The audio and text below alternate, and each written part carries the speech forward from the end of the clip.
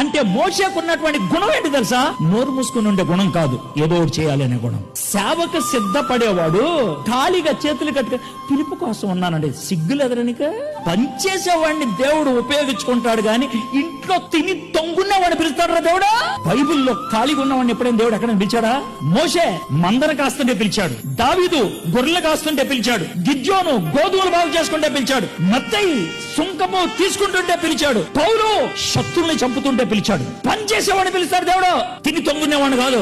షాప్కి వెళ్ళావు, ₹2 పెన్ను తీసుకున్నావు, పెన్ను కొనుక్కోగానే ఏం చేస్తావు? రాస్తుందా లేదు చూస్తావు, రాస్తే తీసుకెళ్తావు, రాయిపోతే ఏం చేస్తావు?